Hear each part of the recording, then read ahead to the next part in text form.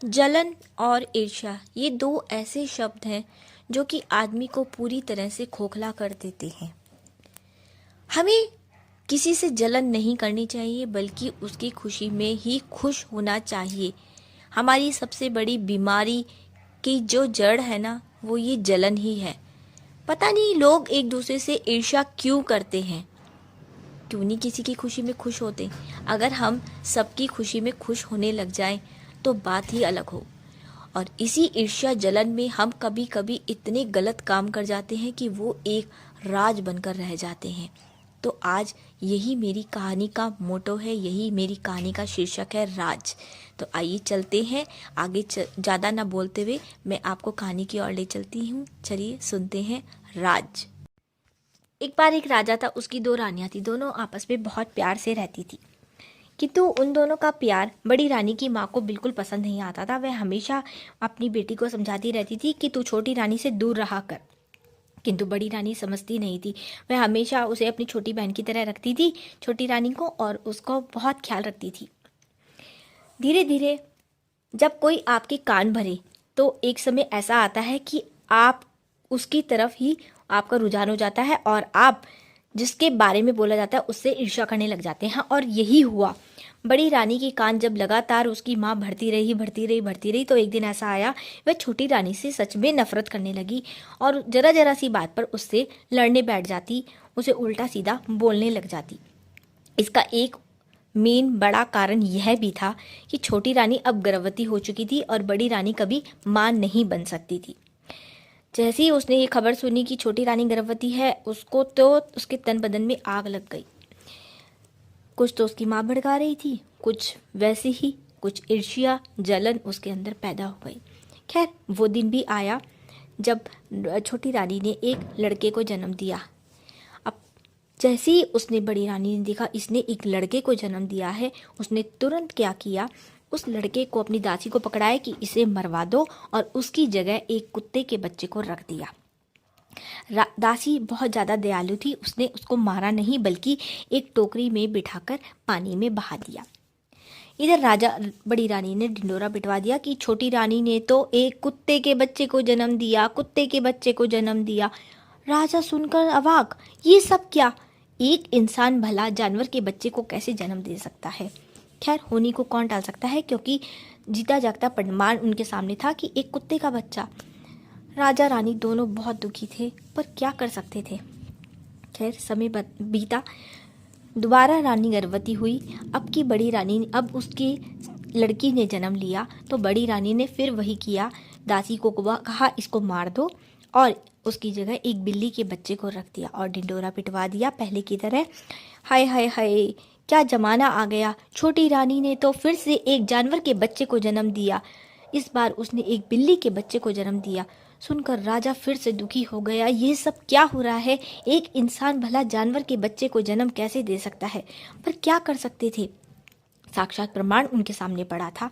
अब क्या करें, बहुत दुखी थे दोनों के दोनों। इधर रानी, बड़ी रानी लगातार राजा को भड़काती रहती थी। राजा भी अब धीरे धीरे छोटी रानी से नफरत सी करने लग गया था। वह उसके पास बिल्कुल नहीं जाता था, ना उससे बात करता था, और वह छोटी रानी भी बेचारी कमरे में पड़ी रहती थी। एक दिन ऐसा आया कि राजा को छोटी रानी पर इतना गुस्सा आया, उसने उसे घर से बाहर निकाल दिया धक्के मार के। छोटी रानी बेचारी चलती गई, निकल तो पड़ी, जाए कहाँ, परंतु चल पड़ी जहाँ उसकी किस्मत उसको ले जाए। चलते वे घने जंगल में पहुंची। वहाँ एक तोता पेड़ पर बैठा हुआ था। वह बोला, चिंता मत करो, सब ठीक हो जाएगा, चिंता मत करो, सब ठीक हो जाएगा। वह तोते को देखकर बड़ी हैरान, फिर उसने कहा चलो, जब तोता कह रहा है तो हो जाएगा ठीक। उसने तोते ने वहाँ ऊपर जो कंद फूल पड़े हुए थे वो ऊपर से नीचे फेंके, उसने 2-4 फल खाए, उसी प्रकार से अपना गुजारा करने लगी। थोड़े दिनों बाद वह आगे की तरफ चलती रही। जब आगे गई वहाँ एक आश्रम में देखा।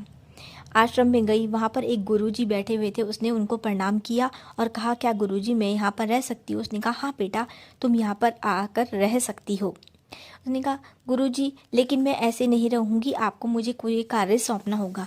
उसने कहा, ठीक है बेटा, यहाँ पर 2 अच्छे छोटे छोटे प्यारे से बच्चे हैं, तुम्हें उनकी देखभाल करनी होगी। रानी ने कहा ठीक है।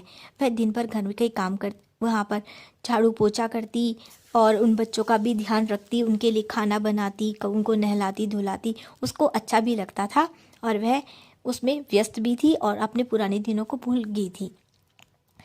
जैसे जैसे समय बीतता गया, बच्चे भी धीरे धीरे बड़े होने लगे और वह उसको अपनी माँ कहकर पुकारते थे। उसे भी बड़ा अच्छा लगता था, क्योंकि वह ये सोचती थी अगर मेरे बच्चे होते वह भी इनके ही जितने होते।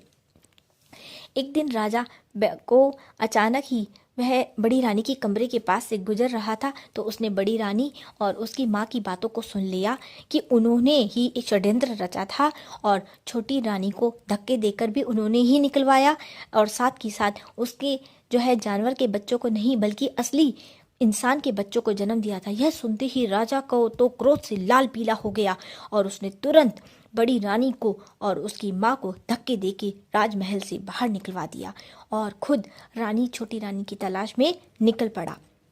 चलता गया बेचारा, उसको बहुत दुख था कि उसने इतना बड़ा क्या कर दिया उसने छोटी रानी के साथ, क्या अपराध, इतना बड़ा अपराध उससे कैसे हो गया। यह सोचते सोचते वह जा रहा था कि उसको फिर एक वहीं पेड़ पर वे नीचे बैठ गया तो ऊपर पेड़ पर तोता बैठा हुआ था। तोता बोला, राजा आया, अब सब ठीक हो जाएगा। राजा उसकी बात सुनकर बड़ा हैरान कि इसे कैसे पता मैं राजा हूँ। खैर कोई बात नहीं।